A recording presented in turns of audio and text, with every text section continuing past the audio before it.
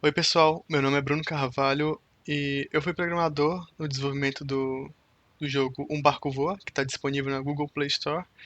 E eu tô aqui para ensinar vocês um pouco sobre programação para jogos usando a Godot Engine. Um Barco Voa foi produzido usando essa engine e ela pode ser muito poderosa em alguns sentidos e ela é fácil de ser usada. Então eu vou ensinar desde o básico e eu espero conseguir poder ensinar, passar algum conhecimento para vocês a partir disso. Então, a gente está aqui com a tela inicial do Godot.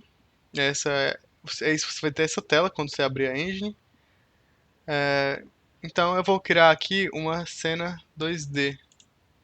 Aí, por eu ter clicado naquele botão, foi criado um node nesse canto. O que é um node? O Godot trabalha com nodes. Nodes são objetos que possuem propriedades e funções específicas dentro da Game Engine.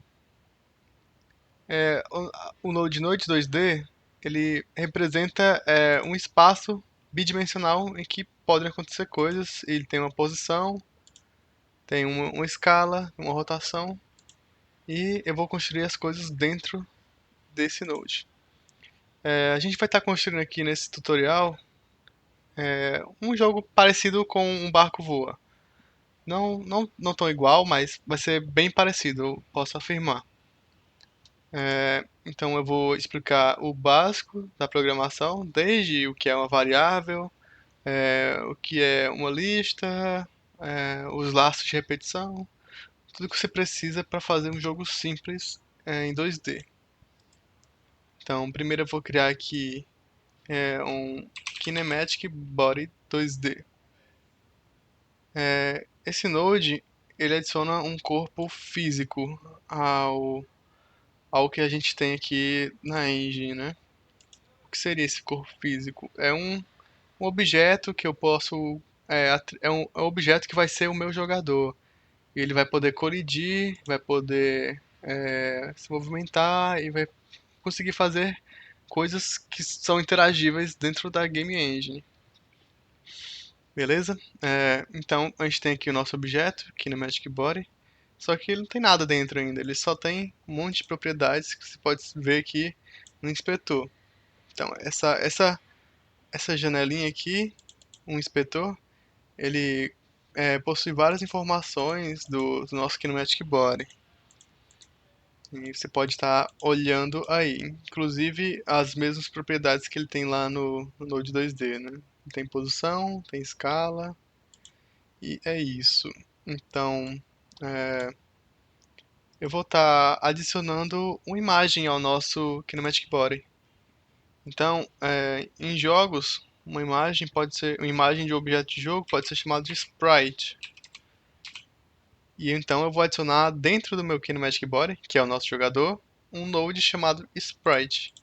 Esse node ele serve para meio que segurar uma imagem. Então eu coloquei aqui a logo da Godot dentro desse node sprite. E aí nós temos o nosso Kinematic Body carregando essa imagem para onde quer que ele vá. Eu movimentei o Kinematic Body usando essa ferramenta aqui em cima. Você vai estar com essa setinha normal e você tem essa segunda ferramenta, é o Move Mode. Você pode ativar apertando W também. E aí com o Move Mode você movimenta, se você clicar, você vai movimentar o node que tiver selecionado aqui na Scene Tree. Scene Tree é toda a representação dos nodes aqui do lado. Então, se eu selecionar o Kinetic Body, eu consigo clicar e movimentar ele livremente. Então, eu vou deixar ele posicionado mais aqui orientado à esquerda, mais para o meio da tela. Acho que aqui é uma boa posição. É, Aí tem um problema. Se você já joga algum jogo, você entende parcialmente, talvez, o conceito de é, uma caixa de colisão. A caixa de colisão é uma área dentro de um jogo que vai detectar colisão ou sobreposição de objetos. Então eu vou adicionar uma caixa de colisão uma forma de colisão 2D para o meu Kinematic Body. Então, nosso Kinematic Body, que é o nosso player, eu vou clicar aqui 2 vezes nele para renomear. Esse é o nosso player. E agora eu tenho o sprite dele. Outra coisa. Esses olhinhos aqui, no lado direito da Scene Tree, eu posso clicar neles e ele vai ocultar alguma coisa do nosso objeto. Então eu posso ocultar o sprite, posso ocultar o próprio Node 2D, que é um Node raiz que está segurando tudo, né? Se eu ocultar ele, tudo some porque tudo está dentro dele. Se eu ocultar o player, tudo que está dentro do player some, inclusive o próprio player. E é assim que funciona. Ok, então a gente tem o nosso jogador, que por enquanto é só um logo do Godot. Ele tem uma caixa de colisão. Só que essa caixa de colisão não tem um formato definido. Então eu preciso selecionar um formato que se encaixe com o nosso jogador. Então eu vou vir aqui, ó, vou clicar na nossa caixa de colisão. Eu vou vir aqui. Ele tem uma propriedade chamada Shape. E essa Shape ele vai receber um formato. Então eu posso selecionar aqui, posso selecionar uma cápsula, posso selecionar um círculo. Tem várias opções, mas eu vou escolher por enquanto o retângulo.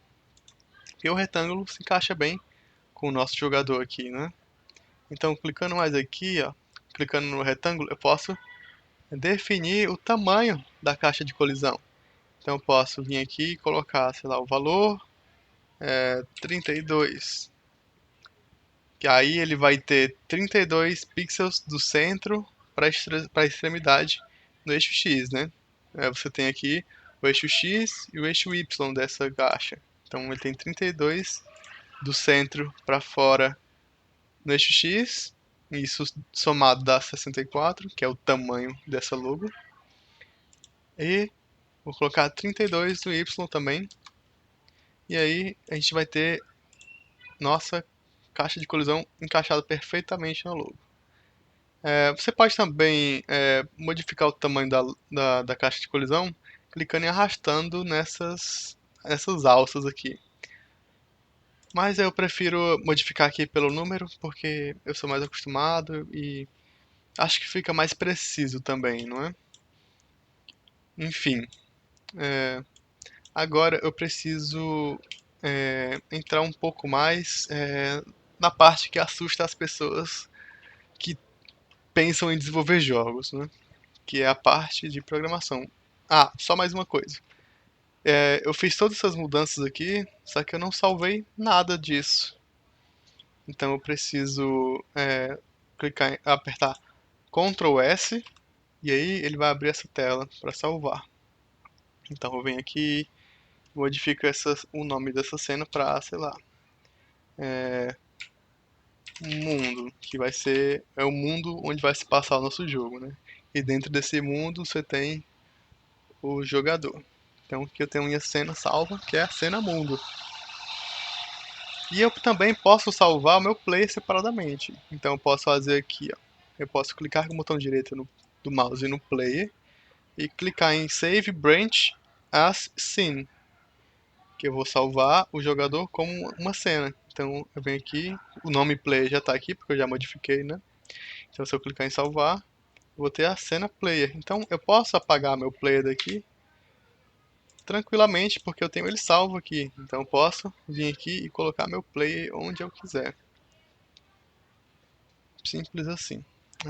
Agora eu vou entrar aqui na cena do player. Eu posso dar 2 cliques nesse arquivo aqui, ou eu posso clicar nesse outro ícone aqui, ó, numa claquete. Clicar, eu venho para a cena do player. E aqui só existe meu player. É uma boa prática você deixar o player no ponto zero do canvas, que é o 0 em x e 0 em y, para que fique mais fácil posicionar ele em outras cenas. Então eu vou resetar aqui a posição dele e vou salvar. Aí eu vou salvar aqui no mundo de novo. Beleza, então aqui eu tenho nosso player. E se eu clicar aqui... eu tenho que apresentar isso aqui para vocês. Tem esses botões aqui do Godot. que eles servem para executar nosso jogo. Então, se eu vim aqui em mundo e clicar nesse botão, esse botão vai executar a cena em que eu tiver aberto. Então, eu estou com o mundo aberto, não é? Se eu clicar aqui, o nosso jogo vai ser aberto no mundo. Então, eu tenho aqui a janela do nosso jogo e é isso, apenas isso. Nada acontece porque eu não programei nada ainda.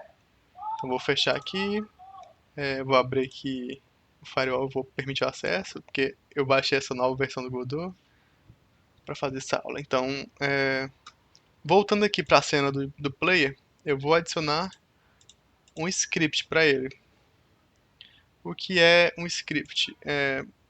Um script é uma forma de você escrever comandos para um objeto aqui dentro do Godot. Então, se você já é mais familiar com programação, posso lhe dizer que o Godot usa a linguagem JavaScript, que é uma linguagem proprietária. Ela é muito parecida com Python e tem algumas semelhanças, talvez, com JavaScript também. Mas é mais lado do Python, eu acredito. Então, eu vou criar aqui. Aqui eu defino o nome do meu script. Aqui ele é o player e tem que ter essa terminação .gd, porque ele é vai ser um arquivo da linguagem JavaScript. Eu tenho outras opções aqui de programação. Tem um Visual Script que você mexe com programação visual, não precisa escrever nada, você só liga blocos. Só que eu estou mais familiar com JavaScript e o Barco Voa foi feito com JavaScript, que é uma linguagem, apesar de ser um pouco lenta, ela é bem funcional para o que ela propõe, porque é uma linguagem que foi criada para desenvolver jogos. Então, eu não vou alterar nada do que está aqui e vou criar. Então, meu arquivo foi criado aqui embaixo, você tem o player.gd. E aqui na Scene Tree, você pode ver que o nosso player tem um pergaminhozinho. E isso significa que ele tem um script agora. Então, se eu clicar aqui, eu vou ser redirecionado para o script do nosso player. E ok. Algumas coisas vão ficar sem explicar, porque eu teria que entrar muito a fundo em conhecimento de programação para um vídeo para iniciantes, sabe? Então, eu vou pular essa primeira linha, mas basicamente eu estou indicando que esse script funciona com o Kinematic Body, que é o tipo do nosso player. O node do nosso player é o Kinematic Body, então aqui eu tenho o Kinematic Body, que vai pegar todas as funções do nosso node. Então, vamos lá. Vou explicar primeiro essa função ready. A função ready que tem aqui no Godot, ela vai ser executada uma vez. Se eu clicar em play, por exemplo, agora o nosso player vai executar o que está dentro desse RAID uma vez e vai seguir em frente. E a gente tem outra função que é a process aqui. Process. A process vai executar tudo que tiver dentro dela 60 vezes por segundo, porque é o que foi definido na configuração da engine. Então, tudo que tiver aqui dentro vai ser executado 60 vezes por segundo, porque a taxa de frame rate do nosso jogo, a taxa alvo de frame rate do nosso jogo é 60 frames. Então, isso aqui vai atualizar 60 vezes por segundo. Ok, mas como é que a gente faz esse lance de programação? Vou começar do zero aqui. Em linguagem de programação, é possível criar variáveis. Uma variável, imagina que uma variável é uma caixa que você pode guardar alguma coisa dentro. Então eu posso criar aqui uma variável usando essa palavra reservada var. Var de variável. Então eu posso dar um nome para essa variável. Então logo após o var, eu dou um espaço e escrevo um nome para essa variável. Então eu posso escrever, sei lá, número. Então eu vou ter uma variável de nome e número. E eu posso dar um valor para essa variável também. Posso escrever que número é igual a 1, ok? E é isso. Eu tenho uma variável com nome e número, e essa variável com nome e número é igual a 1. Tudo ok? Então, nessa função read, tudo que eu botar dentro dela vai ser executado uma vez, né? Então eu vou apresentar para vocês agora a função print. A função print vai escrever aqui nessa janelinha de output tudo que tiver dentro dela. Então se eu escrever aqui 1, quando eu der o play nessa cena, vou dar o play na cena do player agora. Então ele vai iniciar o jogo e aqui tá, ó, ele escreveu 1. Porque eu mandei ele escrever 1. Print 1. E eu posso também fazer print na minha variável. Então se eu escrever print número, e o que é número? Número é igual a 1. Então se eu executar agora, a gente vai ter 1 de novo. Então se eu modificar isso aqui para 999, e se eu executar de novo, vai aparecer 999, porque número é igual a 999. Acredito que isso já esteja claro. Então eu posso fazer cálculos também dessa forma. Então eu posso dizer que número, eu vou modificar o valor do número agora, depois da criação dele. Então número é igual a 1 mais 8, por exemplo. O número vai ser, depois que quando ele for executar isso aqui, o número, a variável número, vai se tornar 1 mais 8. Então eu vou executar. E a gente tem o valor 9 aqui no nosso console. Porque 1 mais 8 é igual a 9 e número é igual a 9 agora. E vai mostrar o número 9 aqui.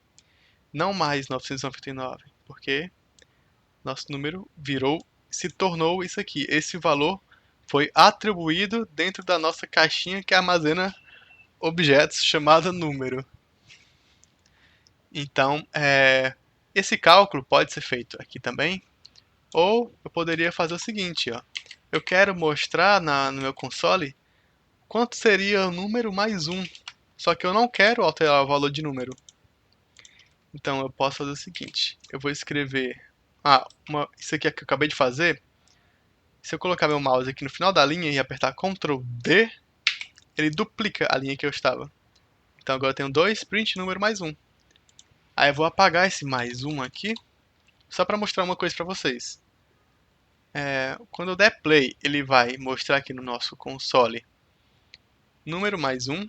E número mais 1, como todo mundo deve saber, é 1000. Então ele vai mostrar 1000 aqui. E depois eu vou mostrar só o número. E vamos ver o que acontece.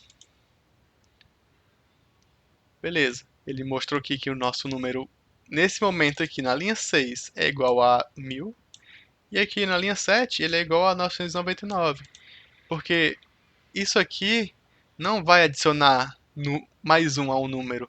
Eu vou mostrar quanto é o número mais 1, mas eu não estou adicionando 1 ao número.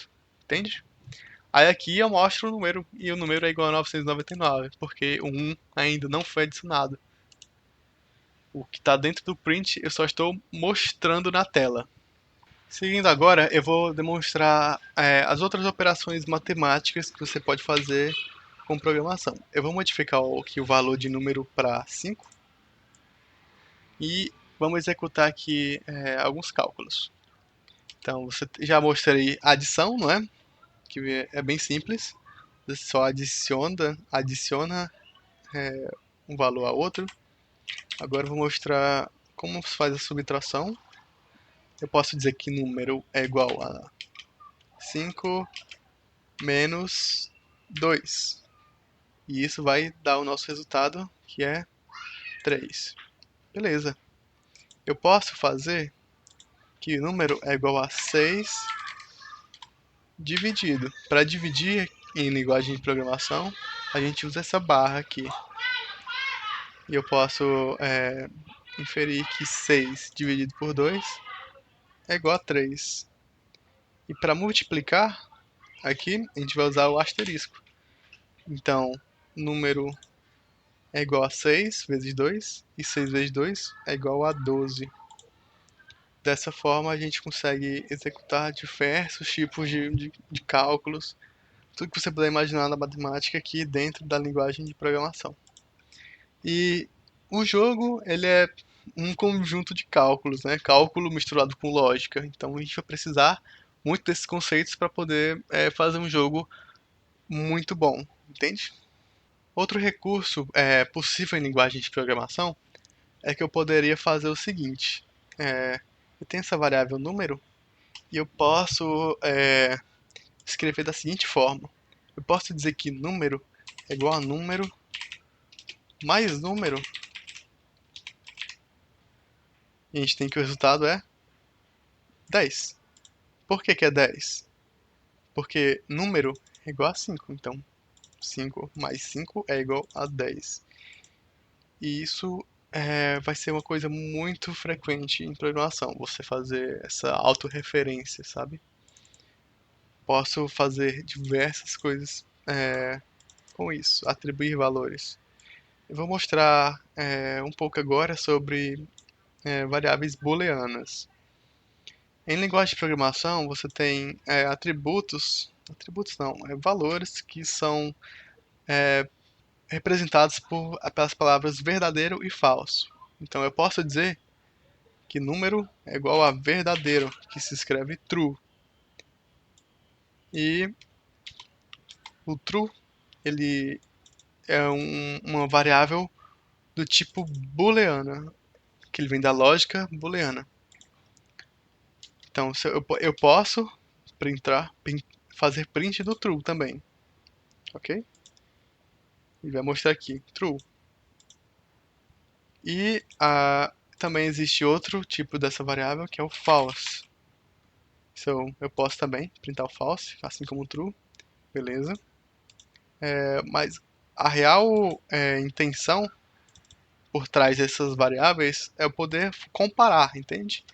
Existem existe existe forma de comparar lógica dentro de linguagem de programação que se chama lógica booleana. Então eu posso fazer print de uma certa coisa, por exemplo. Eu quero saber se 5 é igual a 1. Para fazer essa comparação, a gente escreve igual a igual. Então, se 5 for igual a 1, ele vai retornar essa, essa afirmação vai nos retornar um valor que é igual a true. Se o 5 não for igual a 1, ele vai nos retornar um valor que é false. Então, se eu executar aqui, obviamente 5 é diferente de 1, então ele retorna false. Se eu botar 5, que 1 é igual a 1, vai nos retornar verdadeiro. Eu posso fazer outras coisas também. Por exemplo, eu posso tentar comparar 6. Eu posso dizer que 6 é diferente de 1. Esses dois símbolos aqui significam diferente. Então, 6, será que 6 é diferente de 1? E aqui nossa linguagem diz que 6 é diferente de 1, porque deu verdadeiro. Eu posso também fazer. Será que 6 é menor do que 1? Se 6 for menor do que 1, ele vai retornar verdadeiro, senão retorna falso. Vamos ver? E 6 não é menor do que 1. Por incrível que pareça, meus amigos. Também posso comparar 6 é maior do que 1. Eu posso comparar também que 6 é maior ou igual a 1. Então, se eu colocar... na verdade, se eu colocar 1 aqui, será que 1 é maior ou igual a 1? Esse símbolo significa maior ou igual. Então, se ele for maior ou igual, e 1 é igual a 1, então é verdadeiro. Se for menor ou igual, eu tiver um valor negativo aqui, por exemplo, menos 7. Menos 7 é menor ou igual a 1, então vai dar verdadeiro. E isso aqui é o resumão de lógica booleana. Então, vamos fazer aqui um aplicativo não, vamos fazer aqui um esqueminha muito básico de programação aqui para o nosso Godot. Existe uma função no Godot que se chama if. O if vai perguntar se alguma coisa é verdadeira.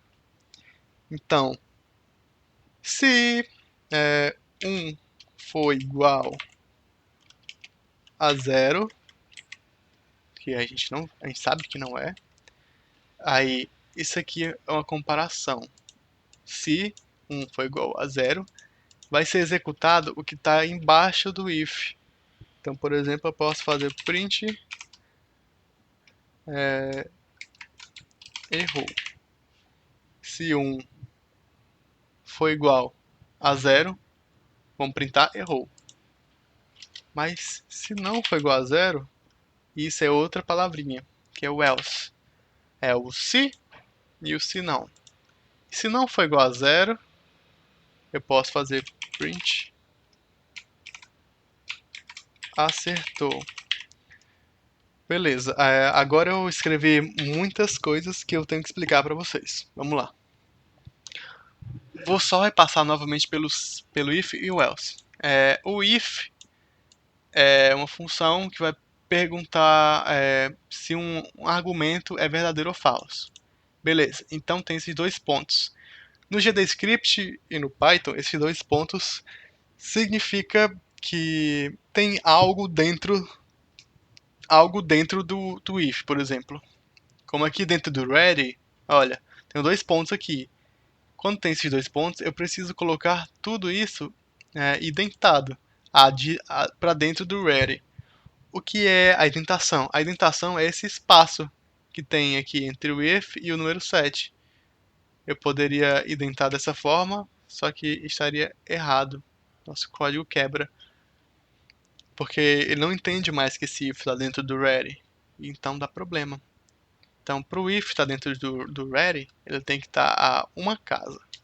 Sim, isso aqui seria escrito da forma alinhada. Então, se eu der um tab aqui, se eu clicar se eu apertar tab no meu teclado, eu vou indentar à direita e ele vai estar dentro do nosso ready agora. Então, tudo isso aqui está dentro do ready e o nosso print aqui está dentro do if. Isso se chama escopo. Tudo isso aqui está dentro do escopo do ready e tudo que tiver aqui está dentro do escopo do if.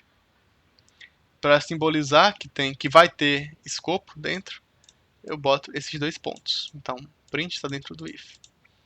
E beleza, eu escrevi dentro do print essa palavrinha e ficou amarela, né? Quando eu coloco uma aspa, quando eu coloco aspas, e o que eu escrever dentro dessas aspas vira um valor chamado string.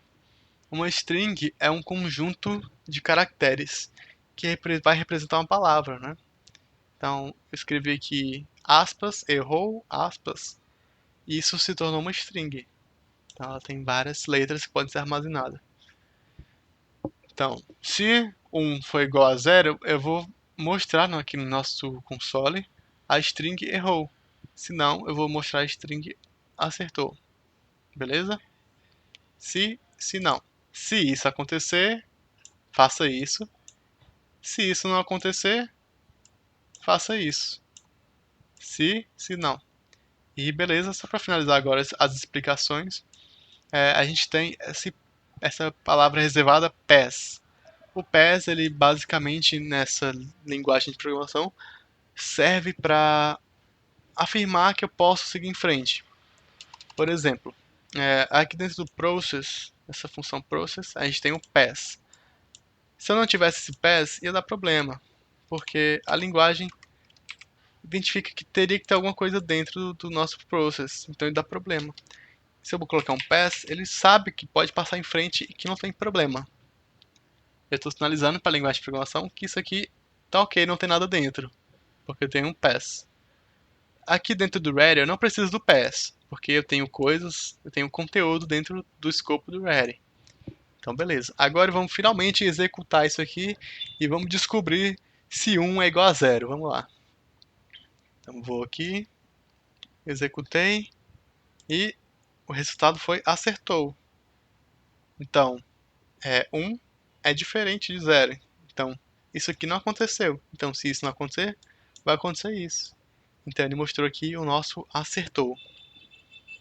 E é isso, galerinha, que eu vou mostrar para vocês nesse primeiro vídeo. Eu espero que eu possa ter sido suficientemente claro nas explicações. Eu não sou professor de programação, eu só faço jogos porque eu amo fazer jogos, eu adoro programar, mas eu não sou professor. Então, eu espero que eu esteja sendo claro o suficiente para vocês nessa explicação. Então, a gente volta no próximo vídeo. A gente vai expandir esse universo aqui do script em GDScript e Godot. Tchau, tchau.